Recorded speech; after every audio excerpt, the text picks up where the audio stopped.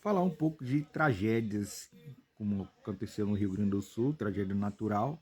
Temos vários tipos de tragédias, né? Tragédias no terrorismo, guerras, disputas de poder, disputa de religiões, disputas de terras, né? Com movimentos sem terras. Então a gente vê vários tipos de tragédias. Eu vou falar um pouco hoje sobre o Rio Grande do Sul, as tragédias naturais, né?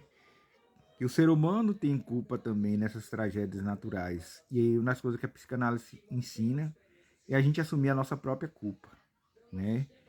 E o que o ser humano tem culpa nas tragédias naturais? Porque a natureza tem um curso dela, o rio tem um curso dela, o ser humano vai lá e tenta modificar, né? Mas não estrutura esse ambiente, falando em educação ambiental, não estrutura aquele ambiente e a natureza já volta. E aí muita gente, às vezes, pega desamparado as pessoas. E o poder público também não investe, né? Embora não investe em políticas ambientais e todas as políticas, né? E falar um pouco da saúde mental desse povo, né? Como é que tá esse povo?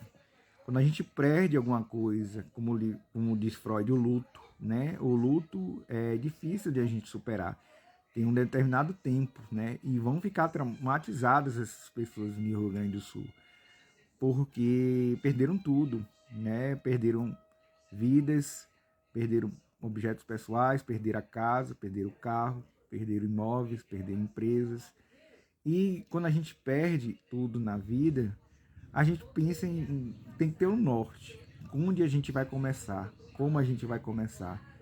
Como recomeçar durante um período trágico, né? Um período trágico da minha vida, né? E falar sobre tragédias é falar sobre vários tipos, como eu já falei. Mas voltando ao caso do Rio Grande do Sul, que é uma tragédia natural, a saúde emocional fica abalada, né? Porque ali também está o emocional da pessoa, não só o ambiente físico, ou porque é um objeto que custou caro, não.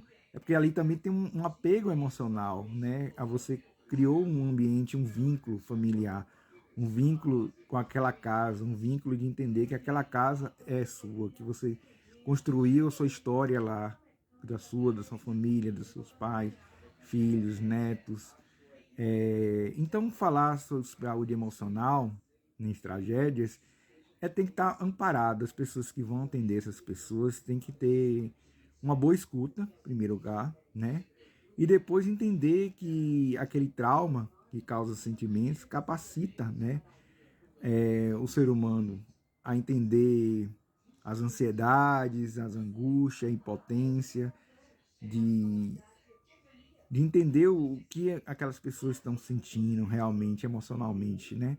Entender que elas passam por aquele momento trágico, de entender que causa ansiedade, depressão, medo, angústia, de como eu vou me recuperar de tudo isso. E entender a tragédia é entender tudo, de luto, como diz Freud, de melancolia, de entender que aquela dor do ser humano, aquela dor que o ser humano está sentindo, né? Aquela dor de perda, uma dor de perda, né? Perdeu tudo, inclusive sua própria vida, né?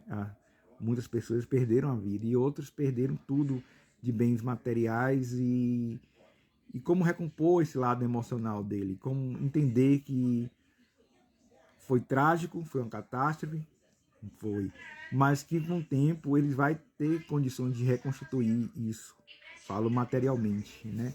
E emocionalmente com um pouco, né? Emocionalmente ele vai reconstituir isso com o tempo, né? Porque vai ficar marcado na memória dele esse fato, né? Como muitos outros, mas que esse fato precisa ser entendido na terapia, os mundos que forem fazer terapia, ser entendido por ele mesmo, como ele ocorreu isso, como aconteceu isso, e como isso pode melhorar com ele mesmo, porque a luta dele vai ser com ele mesmo a entender essa tragédia e tentar diluir essa tragédia na memória dele, né? Entender ele emocionalmente, entender suas angústias, porque teve a perda de bens materiais, a perda de bens, né? E aí muitos perderam familiares, que é pai, mãe, filhos, avós, tios, amigos, tias, parentes, né? Perderam parentes próximos. E aí como conviver com essas perdas, né? Também humanas, perdas humanas.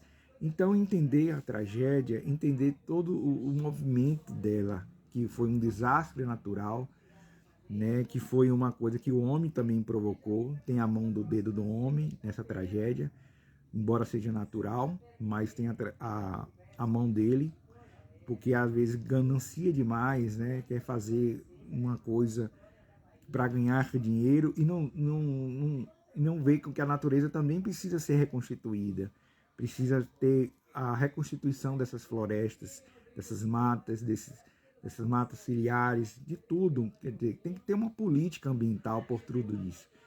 E a saúde mental tem que ser bem debatida nesse tempo agora, principalmente depois de uma pós-pandemia, depois de uma tragédia como essa natural no Rio Grande do Sul.